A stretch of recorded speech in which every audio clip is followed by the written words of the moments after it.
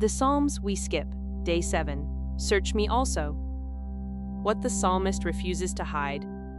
The Sunday reading keeps the early part of Psalm 139. You have searched me and known me. You hem me in, behind and before. Where can I go from your spirit? These are the famous lines, the ones stitched onto baby blankets, knit together in my mother's womb, fearfully and wonderfully made.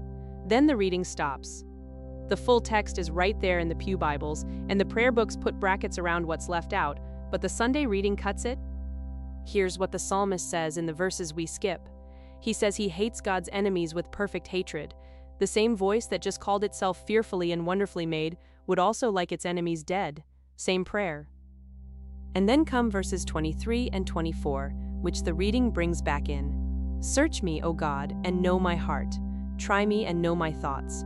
See if there is any wicked way in me. The psalmist puts the rage on the table and asks to be searched right there too. The verses get cut for the reasons you'd expect. We don't want to teach children that hating with perfect hatred is a kind of holiness, and we don't want to recommend wishing enemies dead. We've read the Sermon on the Mount and we're trying to be Christians. But cut these verses out and you don't get a more Christian psalm. You get a psalm that lies. You get the version of yourself you're willing to show in church. The wonder at being known and the marvel at being made, with no room for the part that lies awake wishing the man who hurt your sister would lose everything, the part still keeping a list. The psalmist isn't praising the list, he's bringing the list. He does the thing most of us won't, which is to walk into the most searching presence in the universe, holding the real contents of his heart. What he asks for afterward isn't payback, and it isn't approval of the rage. He says, search me. See if there is any wicked way in me. He's shown his hand and asked to be checked for it.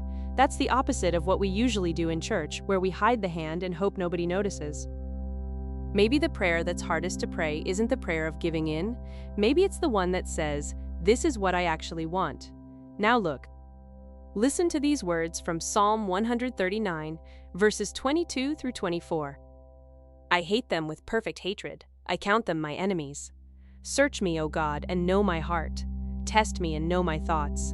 See if there is any wicked way in me, and lead me in the way everlasting. God who searches, you know what I haven't said out loud? You know the names I keep on a list, the people whose loss I've quietly wished for? I've brought the polished version of this heart to you for years and held back the rest. Today, I'm setting the rest down. Search this part too. Lead me in time into a way I can't find on my own. Amen.